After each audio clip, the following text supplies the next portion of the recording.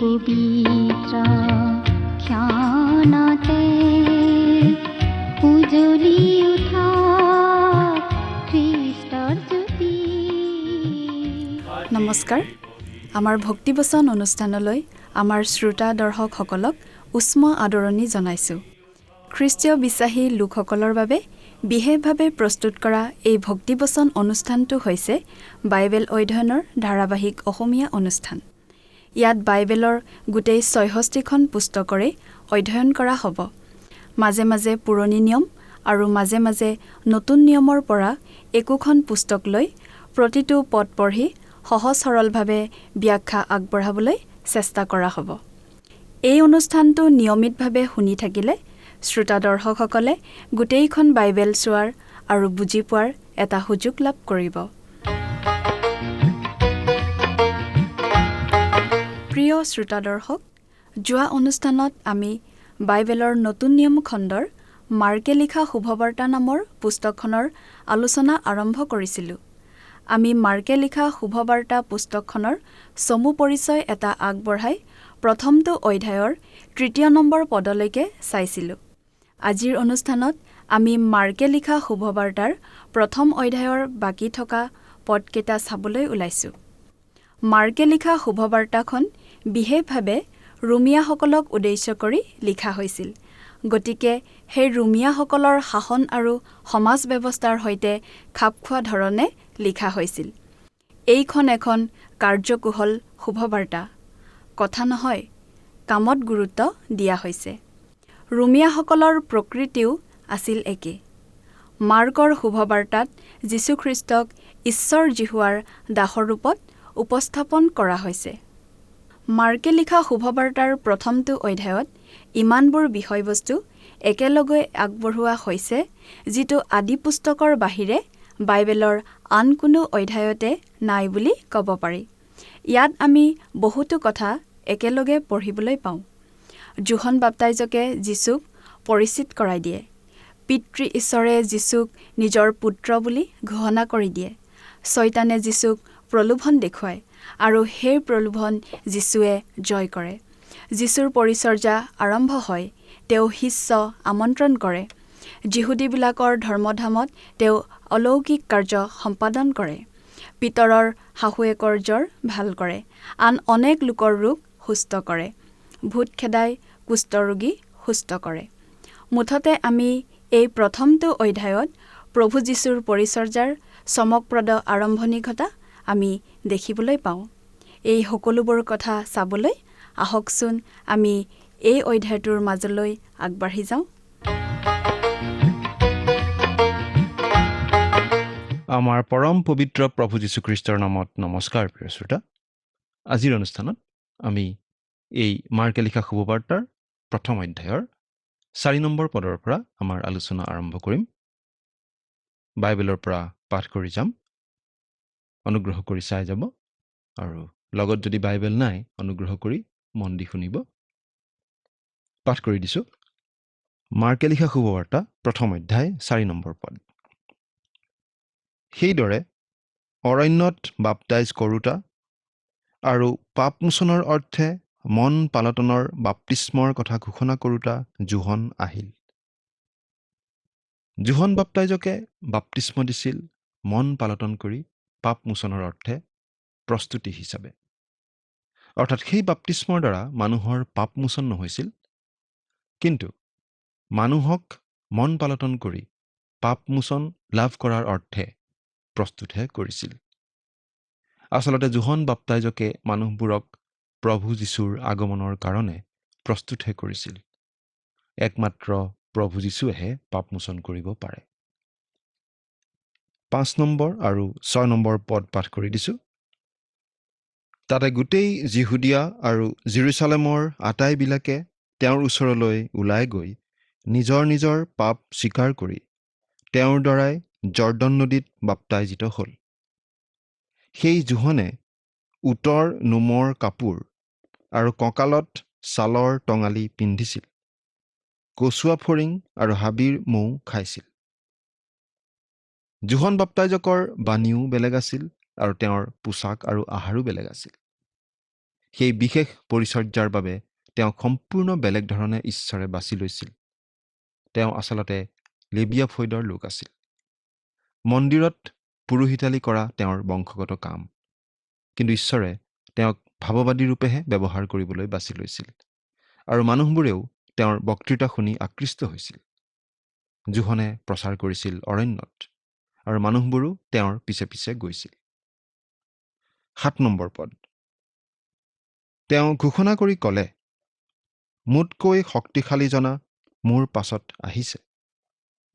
তেওঁৰ পাদুকাৰ বান্ধ মই তলমূৰ কৰি মেলিবৰো যোগ্য নহওঁ। জোহন বাপ্তাইজকৰ চৰিত্ৰৰ আকৰ্ষণীয় দিশ আমি ইয়াতে দেখা পাওঁ। তেওঁক মানুহবোৰে ভাৱবাদী বুলি মানি লৈছিল। বহুতো মানুহ তেওঁৰ অনুগামী হৈছিল, শিষ্য হৈছিল। কিন্তু তেওঁ নিজৰ বাবে অলপো সন্মান দাবী কৰা নাই। সকলো সন্মান তেওঁ প্ৰভু যীশুকেই দিছে। প্ৰভু যীশু আহি আছে, আৰু প্ৰভু যীশুৰ তুলনাত তেওঁ নিজে অতি নগণ্য লোক বুলি জোহন বাপ্তাইজকে জনাই দিছে। সঁচাকৈয়ে তেওঁৰ নম্ৰতা অতি আদৰণীয়। এতিয়া 8 নম্বৰ পদটো পঢ়ি দিছোঁ। মই তোমালোকক পানীত বাপ্তাইজ কৰিলোঁ, কিন্তু তেওঁ তোমালোকক পবিত্ৰ আত্মাত বাপ্তাইজ কৰিব। এয়া জোহন বাপ্তাইজক আৰু প্ৰভু যীশুৰ মাজৰ ডাঙৰ পাৰ্থক্য। প্ৰকৃত বাপ্তিস্মটো হৈছে পবিত্ৰ আত্মাৰ বাপ্তিস্ম। ধৰ্মীয় আচাৰ হিচাপে দিয়া বাপ্তিস্মটো হয় পানীত। আজিও আনুষ্ঠানিকভাৱে পানীতেই বাপ্তিস্ম দিয়া হয়, আৰু এইটো দৰকাৰী। কাৰণ পানীত এনেদৰে লোৱা যি বাপ্তিস্ম, এই বাপ্তিস্মটো এটা সাক্ষ্য। আনুষ্ঠানিকভাৱে বাপ্তিস্ম লৈ আমি সমাজৰ আগত নিজকে খ্ৰীষ্টীয় বিশ্বাসী বুলি চিনাকি দিওঁ। আমি পঢ়িবলৈ পাওঁ যে আনকি প্ৰভু যীশুৱেও জোহনৰ হাতেদি পানীত বাপ্তিস্ম লৈছিলহি, নিজকে মানুহবোৰৰ মাজৰ এজন বুলি সাক্ষ্য দিবলৈ। এতিয়া 9 নম্বৰ পদটো পঢ়ি দিম। সেই সময়ত যীশু গালিল দেশৰ নাচৰতৰ পৰা আহি জোহনৰ দ্বাৰাই জৰ্দনত বাপ্তাইজিত হ'ল। মাৰ্কে লিখিছে, যীশু আহি। তেওঁ আহিল নাচৰতৰ পৰা জোহনৰ ওচৰত বাপ্তিস্ম ল'বলৈ, মানুহবোৰৰ মাজৰ এজন বুলি নিজকে চিনাকি দিবলৈ। আমি মথিয়ে লিখা শুভবাৰ্তাত পাওঁ যে জোহনে যীশুক বাপ্তিস্ম দিবলৈ সংকোচ কৰিছিল। কিন্তু জোহনক যীশুৱে ক'লে, এতিয়া এনেদৰেই হ'বলৈ দিয়া। প্ৰভু যীশুৰ নামটো মাৰ্কে যীশু বুলি পোনে পোনে কৈছে, আৰু এই শুভবাৰ্তাত যীশু নামটো খুব বেছিকৈ উল্লেখ কৰা হৈছে। এতিয়া 10 আৰু 11 নম্বৰ পদ দুটা পাঠ কৰি দিম। তেওঁ পানীৰ পৰা উঠিলতেই আকাশ দুফাল হৈ যোৱা আৰু কপৌৰ নিচিনা তেওঁৰ ওপৰলৈ আত্মাক নমা দেখিলে। আৰু এই আকাশীবাণী হ'ল যে, তুমি মোৰ প্ৰিয় পুত্ৰ, তোমাত মই পৰম সন্তুষ্ট। ইয়াত আমি তৃত্ব ঈশ্বৰক একেলগে দেখিছোঁ। তৃত্ব ঈশ্বৰৰ দ্বিতীয়জনা ব্যক্তিয়ে বাপ্তিস্ম লৈছে। তৃতীয়জনা ব্যক্তি পবিত্ৰ আত্মাই কপৌৰূপে নামি আহিছে, আৰু প্ৰথমজনা ব্যক্তি অৰ্থাৎ পিতৃ ঈশ্বৰে কৈছে, তুমি মোৰ প্ৰিয় পুত্ৰ, এই বুলি। প্ৰভু যীশুক পিতৃ ঈশ্বৰ আৰু পবিত্ৰ আত্মা ঈশ্বৰে জগতৰ আগত এনেদৰে চিনাকি কৰি দিছে, তেওঁ ঈশপুত্ৰ ঈশ্বৰ বুলি। এতিয়া 12 নম্বৰ আৰু 13 নম্বৰ এই পদ দুটা পঢ়িম। তেতিয়াই আত্মাই তেওঁক অৰণ্যলৈ পঠাই দিলে। সেই অৰণ্যত তেওঁ 2 দিনলৈকে বনৰীয়া জন্তুৰ লগত থাকি শয়তানৰ দ্বাৰাই পৰীক্ষিত হ'ল, আৰু স্বৰ্গৰ দূতবিলাকে তেওঁক শুশ্ৰূষা কৰিলে। যীশু সফল হ'বনে? আদম, নোহ, অব্ৰাহাম, মুচি, দাউদ সকলো বিফল হৈছিল। যীশু সফল হ'বনে? এইটো এটা জৰুৰী প্ৰশ্ন, আৰু সেইবাবেই তেওঁক অৰণ্যলৈ চলাই লৈ গ'ল পবিত্ৰ আত্মাই, শয়তানৰ দ্বাৰা পৰীক্ষিত হ'বলৈ। মথিয়ে লিখা শুভবাৰ্তাত শয়তানৰ দ্বাৰা যীশু পৰীক্ষিত হোৱা ঘটনাটোৰ বিশদ বিৱৰণ আছে। বনৰীয়া জন্তুবোৰেও যীশুক শুশ্ৰূষা কৰিলে, স্বৰ্গদূতবোৰেও যীশুক শুশ্ৰূষা কৰিলে। আৰু শয়তানৰ পৰীক্ষাত যীশু অলৰ অচৰ হৈ ৰ'ল বুলি আমি জানিব পাৰোঁ। এতিয়া 14 আৰু 15 নম্বৰ পদ দুটা পঢ়ি দিম। জোহন সমৰ্পিত হোৱাৰ পাছত যীশুৱে গালিল দেশলৈ গৈ ঈশ্বৰৰ শুভবাৰ্তা ঘোষণা কৰি কৰি ক'লে, কাল সম্পূৰ্ণ হ'ল, ঈশ্বৰৰ ৰাজ্য ওচৰ হ'ল, তোমালোকে মন পালটোৱা আৰু শুভবাৰ্তাত বিশ্বাস কৰা। জোহন বাপ্তাইজকক বন্দী কৰাৰ পাছত যীশুৱে তেওঁৰ পৰিচৰ্যা আৰম্ভ কৰিলে। কাল সম্পূৰ্ণ হ'ল, ঈশ্বৰৰ ৰাজ্য ওচৰ হ'ল। ঈশ্বৰৰ শুভবাৰ্তা এইটোৱেই যে ঈশ্বৰৰ ৰাজ্য ওচৰ হ'ল। মথিয়ে লিখা শুভবাৰ্তাত স্বৰ্গৰাজ্য বুলি কোৱা হৈছে। ঈশ্বৰৰ ৰাজ্য আৰু স্বৰ্গৰাজ্যৰ মাজত কিবা পাৰ্থক্য আছেনে? অলপ আছে। স্বৰ্গৰাজ্য মানে পৃথিৱীত ঈশ্বৰে স্থাপন কৰিবলগীয়া ন্যায় শাসনৰ ৰাজ্য, আৰু ঈশ্বৰৰ ৰাজ্য মানে গোটেই বিশ্ব ব্ৰহ্মাণ্ড জুৰি তেওঁৰ যি ৰাজ্য, সেই ৰাজ্য। তাৰ মাজতে পৃথিৱীখনো পৰে। গতিকে স্বৰ্গৰাজ্য ঈশ্বৰৰ ৰাজ্যৰেই অন্তৰ্গত। তোমালোকে মন পালটন কৰা আৰু শুভবাৰ্তাত বিশ্বাস কৰা। এয়া আছিল জোহন বাপ্তাইজকৰো বাণী, প্ৰভু যীশুৰো বিশেষ বাণী। আজিকালি আমি কথাটো ওলোটাই পেলোৱাৰ নিচিনা হৈছে। আমি প্ৰথমে বিশ্বাসৰ কথা কওঁ, তাৰ পাছত মন পালটনৰ কথা কওঁ। কিন্তু যেতিয়া আমি প্ৰভু যীশুক বিশ্বাস কৰোঁ, আমি আচলতে কিবা এটাৰ পৰা আঁতৰি আহিহে প্ৰভু যীশুক বিশ্বাস কৰোঁহি। আৰু কিবা এটাৰ পৰা মুখ ঘূৰাই আঁতৰি অহা মানেই আচলতে মন পালটন কৰা। গতিকে মন পালটন আচলতে বিশ্বাসৰ আগতেই হয়। আন সকলো বিষয়লৈ পিঠি দিলেহে প্ৰকৃত অৰ্থত খ্ৰীষ্টলৈ ঘূৰা হয়। আৰু প্ৰকৃত অৰ্থত খ্ৰীষ্টক বিশ্বাস কৰা লোকে আন বিষয়লৈ পিঠি দিবই। এতিয়া আমি 16 পৰা 20 নম্বৰ পদলৈকে পঢ়ি দিম। পাছে তেওঁ গালিল সাগৰৰ তীৰেদি যাওঁতে যাওঁতে চিমোন আৰু চিমোনৰ ভায়েক আন্দ্ৰিয়ক সাগৰত জাল বোৱা দেখিলে, কিয়নো তেওঁলোক জালুৱাই আছিল। তাতে যীশুৱে তেওঁলোকক ক'লে, মোৰ পাছত আহা, মই তোমালোকক মানুহ ধৰা জালুৱাই কৰিম। তেতিয়াই তেওঁলোকে জাল এৰি তেওঁৰ পাছে পাছে গ'ল। পাছে তেওঁ অলপ আগুৱাই গৈ চিবদিয়ৰ পুতেক জাকুব আৰু তেওঁৰ ভায়েক জোহনক দেখিলে। তেওঁলোকেও নাৱত থাকি জাল বাতি আছিল। তেওঁ তেতিয়াই তেওঁলোকক মাতিলে। তাতে তেওঁলোকে নিজৰ বাপেক চিবদিয়ক কাম কৰা মানুহৰ লগত নাৱতে এৰি তেওঁৰ পাছত গ'ল। খ্ৰীষ্টই পাচনিসকলক যিদৰে আমন্ত্ৰণ কৰিছিল, তাত আমি তিনিটা বিশেষ ধৰণৰ আহ্বান দেখা পাওঁ।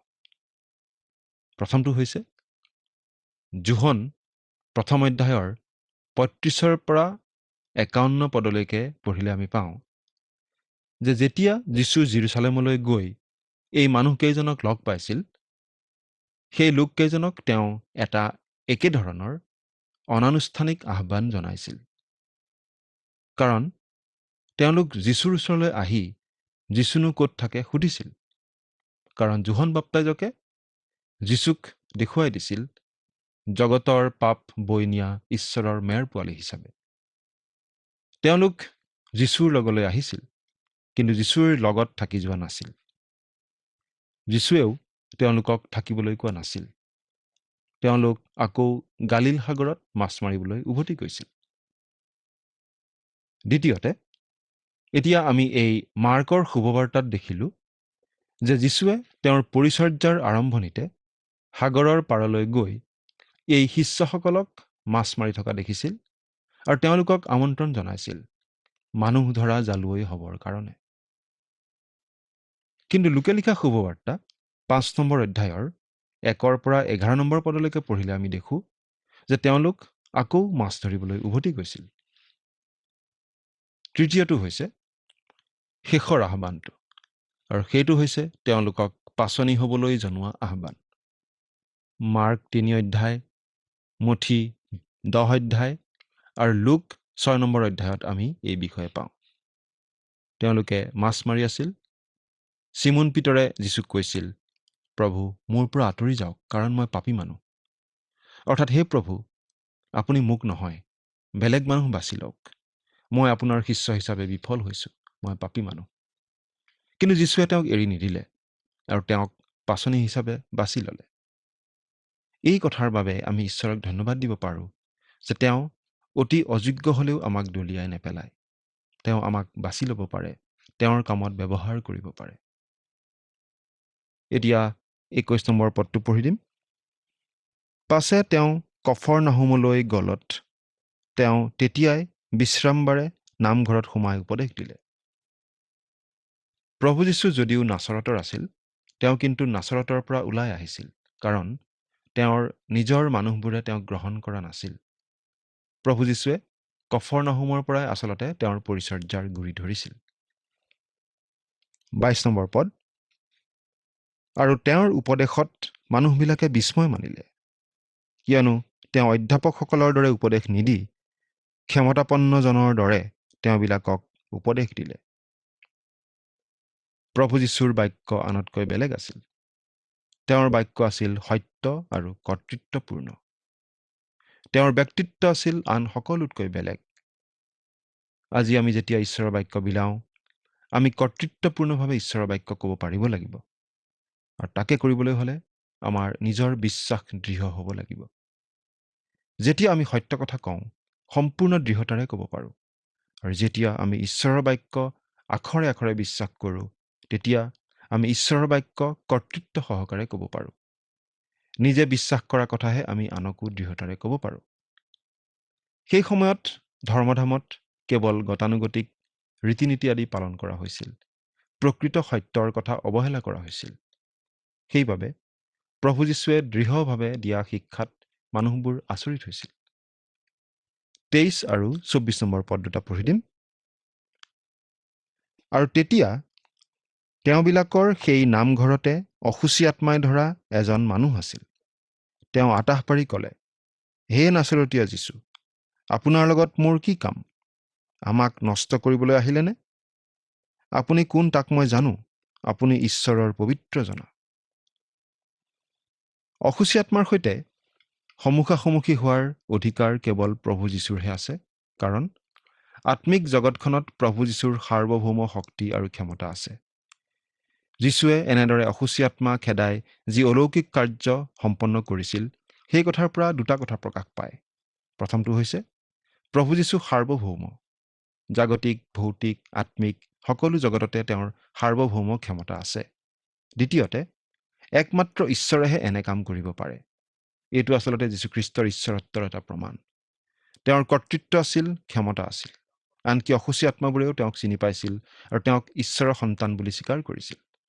তেওঁ যি কৰ্তৃত্বৰে শিক্ষা দিছিল, সেই কৰ্তৃত্ব এনেদৰে কামৰ যোগেদি প্ৰমাণ কৰিও দেখুৱাইছিল। সকলো অসুচী আত্মাৰ ওপৰত, সকলো শয়তানৰ লগৰীয়াবোৰৰ ওপৰত প্ৰভু যীশুৰ ক্ষমতা আছে। এই কথা প্ৰতিজন খ্ৰীষ্টীয় বিশ্বাসীয়ে মনত ৰখা উচিত। এতিয়া 25 পৰা 27 নম্বৰ পদলৈকে পঢ়ি দিছোঁ। কিন্তু যীশুৱে তাক দাবী দি ক'লে, মনে মনে থাক, ইয়াৰ পৰা বাহিৰ ওলা। তেতিয়া সেই অসুচী আত্মাই তেওঁক মুচৰি বৰ মাতেৰে চিঞৰ মাৰি তেওঁৰ পৰা বাহিৰ ওলাল। তাতে সকলোৱে বিস্ময় মানি ইজনে সিজনে সোধাসুধি কৰি ক'লে, এইটো কি নতুন উপদেশ? এওঁ ক্ষমতাৰে অসুচী আত্মাকো আজ্ঞা দিয়াত সিহঁতেও এওঁক মানে? যীশুৰ কথা আৰু কাম দেখি মানুহবোৰ আচৰিত হৈছিল, কাৰণ তেনে ঘটনা তেওঁলোকে আগতে দেখা নাছিল। 28 পদ। তেতিয়াই তেওঁৰ খ্যাতি গালিলৰ চাৰিওফালে সকলো ঠাইলৈকে বিয়পি গ'ল। ইয়াৰ পাছত সেই একেদিনাই আবেলি সময়ৰ আন এটা ঘটনা আমি পঢ়িবলৈ পাওঁ। 29 পৰা 31 পদ। পাছে তেওঁলোক নামঘৰৰ পৰা ওলায়েই জাকুব আৰু জোহনে সৈতে চিমোন আৰু আন্দ্ৰিয়ৰ ঘৰত সোমাল। তেতিয়া চিমোনৰ শাহুৱেক জ্বৰত পৰি থকাত তেওঁলোকে তেতিয়াই তেওঁৰ বিষয়ে তেওঁক ক'লে। তাতে তেওঁ ওচৰলৈ গৈ হাতত ধৰি তেওঁক তুলিলত সেই জ্বৰে তেওঁক এৰিলে। তাতে তেওঁ তেওঁলোকৰ সেৱা শুশ্ৰূষা কৰিলে। এয়া প্ৰভু যীশুৱে আন এটা অলৌকিক কাৰ্য সম্পন্ন কৰিলে। তাৰ পাছত সন্ধিয়া সময়ত আৰু এটা ঘটনা ঘটিল। 32 পৰা 34 পদ। পাছে বেলিমাৰ গৈ সন্ধ্যা হলত মানুহবিলাকে সকলো ৰোগীক আৰু ভূতে পোৱাবিলাকক তেওঁৰ ওচৰলৈ আনিলে, আৰু নগৰৰ আটাই মানুহ দুৱাৰতে গোট খালে। তাতে তেওঁ নানাবিধ ৰোগত পৰা অনেক ৰোগীক সুস্থ কৰিলে আৰু অনেক ভূতকো খেদালে আৰু ভূতবোৰক একো কথা ক'বলৈ নিদিলে, কিয়নো সিহঁতে তেওঁক জানিলে। যীশুৱে আচলতে অসংখ্য লোকক সুস্থ কৰিছিল। বহুতো আচৰিত কাম তেওঁ সম্পন্ন কৰিছিল, কিন্তু গোটেইবোৰ ঘটনা বাইবেলত উল্লেখ কৰা হোৱা নাই। আমি এই কথা মনত ৰখা উচিত, ভূতবোৰেও জানিছিল যীশু প্ৰকৃততে কোন। সিহঁতে যীশুৰ বিষয়ে ভালদৰে জানিছিল, কিন্তু তথাপি সিহঁতে পৰিত্ৰাণ পোৱা নাছিল। যীশুৰ বিষয়ে জানিলেই যথেষ্ট নহয়। যীশুক ব্যক্তিগতভাৱে আমাৰ ত্ৰাণকৰ্তা বুলি গ্ৰহণ নকৰা পৰ্যন্ত আমি পৰিত্ৰাণ লাভ নকৰোঁ। ৩৫ পদ। পাছে অতি ৰাতিপুৱা আন্ধাৰ থাকোঁতেই তেওঁ উঠি বাহিৰ ওলাই নিৰ্জন ঠাইলৈ আঁতৰি গৈ তাতে প্ৰাৰ্থনা কৰিলে। আগদিনা অতি ব্যস্ত হৈ আছিল তেওঁ, কিন্তু তথাপি অতি ৰাতিপুৱাতে উঠি তেওঁ পিতৃ ঈশ্বৰৰ ওচৰত প্ৰাৰ্থনা জনাবলৈ গ'ল। আমিও আমাৰ ব্যস্ততাৰ কথা কৈ অজুহাত নেদেখুৱাই ঈশ্বৰৰ বাক্য অধ্যয়ন কৰা, প্ৰাৰ্থনা কৰা, পৰিচৰ্যা আদিত অংশ লোৱা কামত সময় বেছিকৈ দিবলৈ শিকা উচিত। ৩৬ পৰা ৩৯ পদলৈকে পঢ়ি দিম। পাছে চিমোন আৰু তেওঁৰ লগৰবিলাক তেওঁৰ পাছত গ'ল, আৰু তেওঁবিলাকে তেওঁক পাই ক'লে, সকলোৱে আপোনাক বিচাৰিছে। তাতে তেওঁ তেওঁলোকক ক'লে, আমি ওচৰৰ আন আন গাঁৱলৈ যাওঁ হওক, তাতো মই ঘোষণা কৰিম, কিয়নো সেই নিমিত্তেই মই ওলাই আহিলোঁ। পাছে তেওঁ গৈ গালিল দেশখনতে তেওঁবিলাকৰ নামঘৰে প্ৰচাৰ কৰিলে আৰু ভূতবোৰক খেদালে। এয়া আচলতে প্ৰভু যীশুৰ শুভবাৰ্তাৰ আৰম্ভণি। তেওঁ আচলতে মানুহবোৰক শিক্ষা দি শুভবাৰ্তাৰ বাবে প্ৰস্তুত কৰি তুলিছিল। তেওঁৰ মৃত্যু আৰু পুনৰুত্থানৰ যোগেদি যি পৰিত্ৰাণ মানৱলৈ আগবঢ়োৱা হৈছে, সেই পৰিত্ৰাণ গ্ৰহণ কৰিবৰ বাবে মানুহৰ মন সাজু কৰিব ধৰিছিল। প্ৰিয় শ্ৰোতা, প্ৰভু যীশুৰ বাণী শুনিলেও আমি পৰিত্ৰাণ নাপাওঁ, কিন্তু প্ৰভু যীশুৱে ক্ৰুচত যিখিনি কৰি থৈ গ'ল, সেইখিনি বিশ্বাসেৰে গ্ৰহণ কৰিব লাগিব পৰিত্ৰাণ পাবলৈ। ৪০ আৰু ৪১ পদ। আৰু এজন কুষ্ঠৰোগী তেওঁৰ ওচৰলৈ আহি বিনয় কৰি তেওঁৰ আগত আঁঠু লৈ তেওঁক ক'লে, আপুনি যদি ইচ্ছা কৰে তেন্তে মোক শুচি কৰিব পাৰে। তাতে তেওঁৰ মৰম লাগি হাত মেলি তেওঁক চুই ক'লে, মই ইচ্ছা কৰিছোঁ, শুচি হোৱা। কুষ্ঠৰোগীক মানুহে স্পৰ্শ নকৰে, কিন্তু যীশুৱে স্পৰ্শ কৰি সুস্থ কৰিলে। যীশুৱে আমাৰ প্ৰতি যি প্ৰেম দেখুৱাইছে তাৰ তুলনা নাই। এতিয়া ৪২ পৰা ৪৪ পদলৈকে পঢ়ি দিওঁ। তেতিয়াই তেওঁৰ পৰা কুষ্ঠৰোগ গুচিল আৰু তেওঁ শুচি হ'ল। আৰু তেওঁক কঠোৰ আজ্ঞা দি তেতিয়াই তেওঁক বিদায় দি ক'লে, সাৱধান হোৱা, কাকো একো নক'বা, কিন্তু যোৱা, পুৰোহিতৰ আগত নিজকে দেখুৱাগৈ, আৰু মুচিয়ে যি উৎসৰ্গ কৰিবলৈ আজ্ঞা দিলে লোকক সাক্ষ্য দিবলৈ তুমি শুচি হ'বৰ অৰ্থে সেইবোৰ উৎসৰ্গ কৰাগৈ।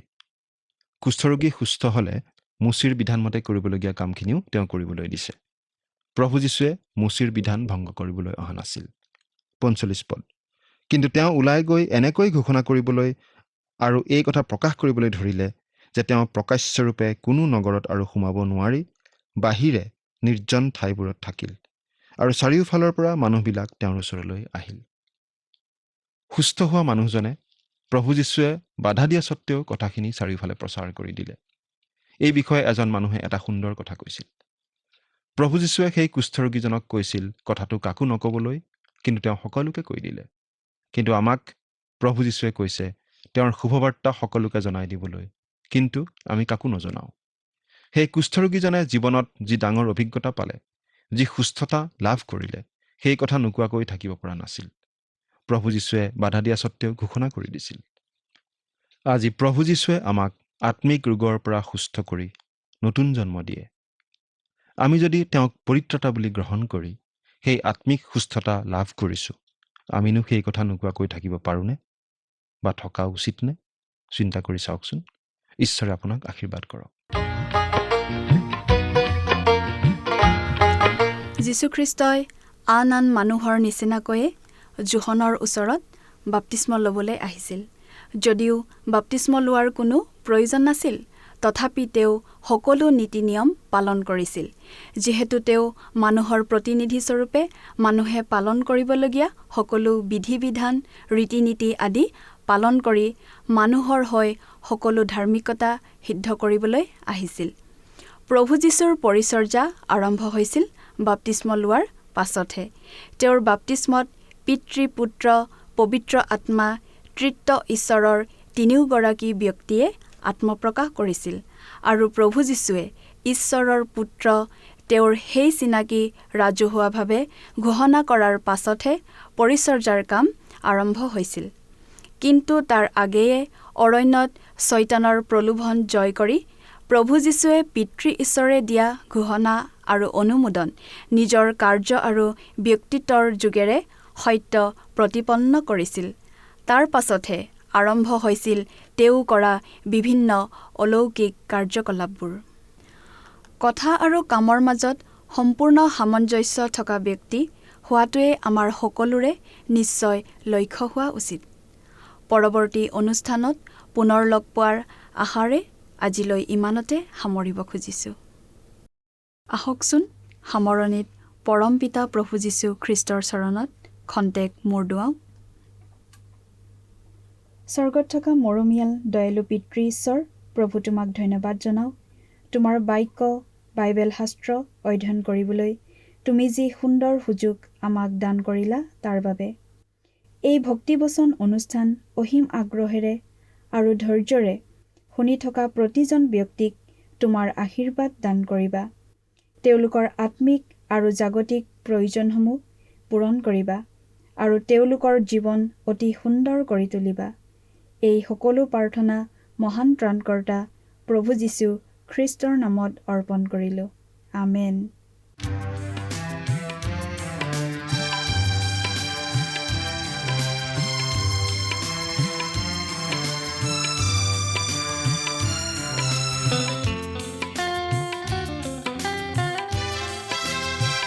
দূৰ দিগন্ত মাৰ যাব ধৰা হেঙুলি বেলি লৈ চাই, দূৰ দিগন্ত মাৰ যাব ধৰা হেঙুলি বেলি লৈ চাই,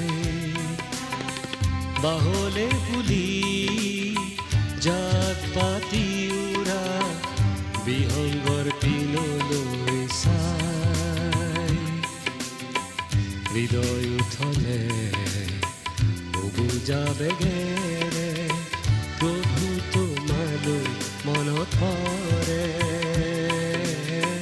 প্ৰভু তোমালৈ মনত পৰে। প্ৰিয় শ্ৰোতা দৰ্শক, আশা কৰোঁ ভক্তিবচন অনুষ্ঠানটি উপভোগ কৰি আপোনাৰ নিশ্চয় ভাল লাগিছে। এই বিষয়ে আপোনাৰ মতামত জানিবলৈ পালে আমি নথৈ আনন্দিত হ'ম। আপোনাৰ যদি আমাৰ এই অনুষ্ঠানটি উপভোগ কৰি ভাল লাগিছে তেন্তে অনুগ্ৰহ কৰি আমালৈ এই নম্বৰটোত এটা মিছ কল দিয়কচোন। আপোনাৰ এটা মিছ কল আমাৰ বাবে অতি মূল্যৱান। আমি অতি আনন্দৰে জনাওঁ যে প্ৰতিটো মিছ কল দিয়া সকলৰ মাজৰ পৰা সপ্তাহৰ শেষত এজন বিশেষ দৰ্শক বাছি লোৱা হ'ব আৰু সেই দৰ্শক বন্ধুজনক পুৰস্কৃতও কৰা হ'ব আৰু সপ্তাহৰ শেষত তেওঁৰ ফটো আৰু নাম আমাৰ অনুষ্ঠানত প্ৰকাশ কৰা হ'ব। মিছ কল দিয়া নম্বৰটো হৈছে 0444908125। আপোনাৰ যদি কিবা প্ৰাৰ্থনাৰ বিষয় থাকে বা অধিক জানিবলৈ ইচ্ছা কৰে তেন্তে টেলিফোনৰ মাধ্যমেৰেও আমাৰ লগত যোগাযোগ কৰিব পাৰে। আমাৰ টেলিফোন নম্বৰটো হৈছে 7429840242। আপুনি ইমেইলৰ দ্বাৰাও আমাৰ লগত যোগাযোগ কৰিব পাৰে। আমাৰ ইমেইল এড্ৰেছটো হৈছে assamese@radio882.com। আপুনি আমালৈ পত্ৰ লিখিব পাৰে। তাৰ বাবে আমাৰ পোষ্টেল এড্ৰেছটো টিভি পৰ্দাত অনুগ্ৰহ কৰি চাই লওকচোন। পুনৰ লগ পোৱাৰ প্ৰতিশ্ৰুতিৰে আজিলৈ ইমানতে সামৰিছোঁ। ঈশ্বৰে আপোনাক আশীৰ্বাদ কৰক। ধন্যবাদ।